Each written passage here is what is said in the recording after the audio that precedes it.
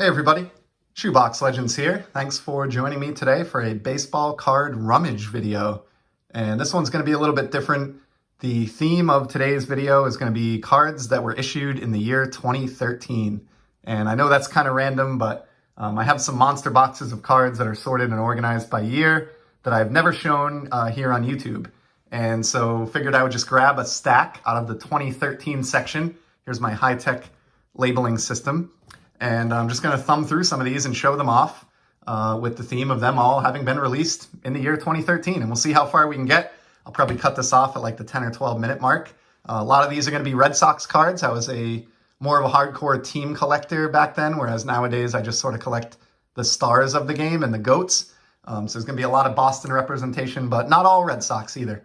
But we are going to start with a rare Red Sox card. So here's a really nice red ice John Lester out of 2013 Bowman. Aside from just being a beautiful team color matching card, John Lester obviously had World Series championship success here in Boston and is, I believe, now retired, but definitely a fan favorite here in Beantown. And these were pretty rare, these red ices back in the day. I don't know if this is still the case, but they were always numbered out of 25 back then. So this is copy 16 of 25 of John Lester. So nice, some nice shine there and relatively rare shine for the Red Sox portion of the collection.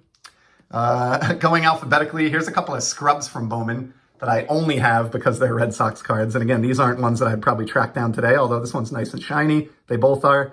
Brian Hudson Mini. He never made the show, I don't believe. And then a John Denny Black Wave refractor. Don't believe he made the club either. And I want to say he got in some trouble, legal trouble or something in the minors. May have that wrong, and if so, I apologize to John. Certainly don't mean to insinuate, but I want to say that is the case. And then one more Bowman card that I had in this section, and this one's a little bit sad or bittersweet. A really nice Blue Wave rookie card of Jose Fernandez with the Miami Marlins. Although I'm not a Marlins fan, I really enjoyed this guy in the early part of his career, just because he seemed to be someone who was having so much fun playing the game of baseball. He was always smiling, very talented pitcher. And of course, he tragically passed away just a couple of years into his career at a very young age in a boating accident that occurred late at night in Miami. So was definitely a tragedy in baseball at the time, although, obviously the circumstances around that were complicated, but happy to have that card as sort of a memento of his time in the bigs. And then moving on from that, I've got some Gypsy Queen here. This is not a set that I honestly really even like that much, but I probably hung on to these in pursuit of an eventual team set. So we've got Jacoby Ellsbury, Ken Griffey Jr., because I just tend to keep every Griffey card that I don't already have. Felix Doubront, who was unceremoniously kind of kicked out of town and made some disparaging comments about management. We've got Johnny Gomes, who was another kind of fun player to watch. He was a wild dude. And then another fan favorite here, Dustin Pedroia, turning 2 against the Yankees. And then held on to this nice white framed border card of one of my childhood heroes and someone that I think anyone could easily idolize, the great Jim Abbott, who overcame, so many challenges in life to rise to the very highest level of baseball. So it's pretty neat. Next up, from the Panini Golden Age set, they created these different bread tag inserts. So this one here is Eddie Saccott of the Chicago Black Stockings team. And, these are die cut on the corners to look like a bread tag, which is interesting, but I like the old photos and the fact that they kind of wear the front of the cards to make them look old. They looked like this right out of the pack. So kind of a neat one there.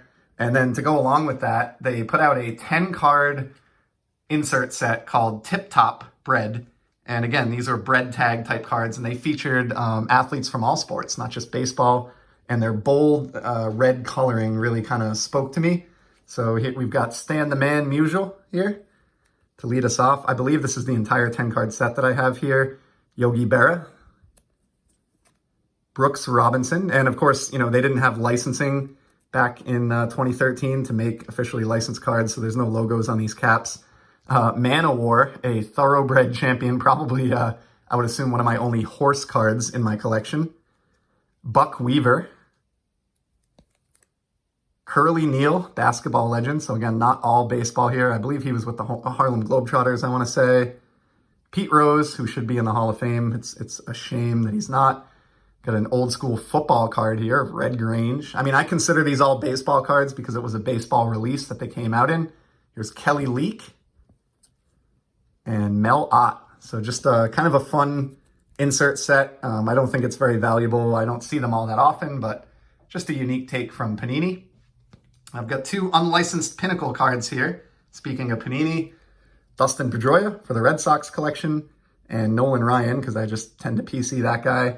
Not really the most aesthetically pleasing cards.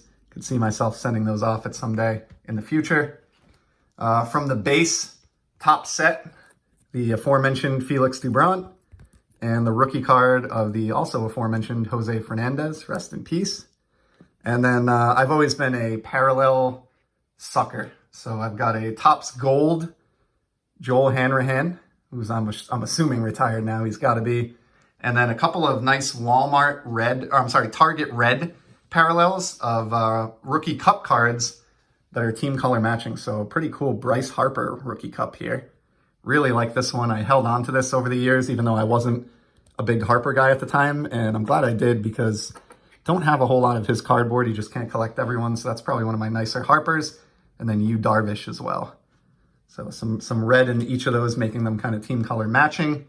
And then the final one that I have of Target Red is Daniel Bard, reliever for the team, who threw like over 100 miles an hour, then completely forgot how to find the strike zone, was out of baseball, came back up through the minors, and I believe again made the majors like years later for a brief stint before retiring.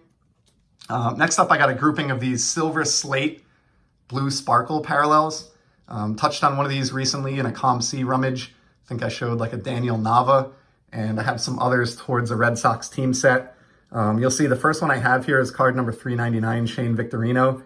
Very annoying, but I'm fairly certain that Topps only made these for Series 2 and not Series 1, which is just silly, but they are gorgeous cards. So we got the Flying Hawaiian, Ryan Dempster, guy who's pretty adored. Early career Jose Iglesias card. Was a big fan of him back in the day. Clay Buchholz, who authored a no-hitter with Boston very, very early in his career.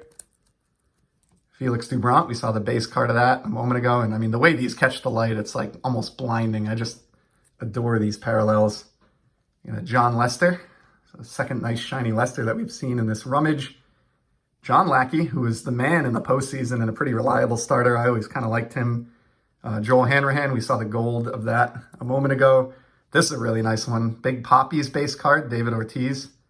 I haven't looked, but I would imagine this one may be worth a few bucks nowadays after his enshrinement. Koji Uehara. Look at those sideburns. Yikes. And last but not least, Ryan Lavarnway. I don't think I ever fully completed the team set of these, but I did get a good number of them, as you can see here, and I don't think that's even all of what I have. As I said, I know I picked up at least one recently in a ComC shipment and video that I did, but we'll put the big Poppy up there. And then continuing on with the Topps parallels, we've got Ryan Sweeney, gold. And then this is a really cool one. This is a mini card. They put out the online like mini release every year starting back then, and they still do it to this day. But it's the pink, so it's numbered out at 25. And it's someone you may not have heard of, but Adam Greenberg. And the backstory behind him, he came to the majors, worked his way all the way up through the minors, and in his very first and only at-bat, I believe he was hit by a pitch and injured pretty severely, and so that was it. Like, he had a one at-bat MLB career, and I should have looked this up prior to the video, but I honestly didn't realize this card was in the stack.